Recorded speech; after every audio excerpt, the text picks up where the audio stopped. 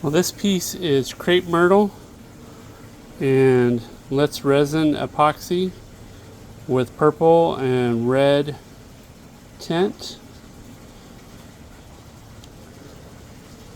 Not sure that where we're going to be ending here. Makes a good mess. I still have to hollow.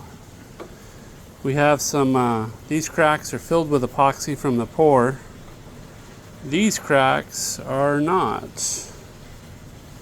So I'm going to seal those, I think tonight. We'll come back to this in the morning. Turn in is between 9 and 4 tomorrow, so that's my time frame.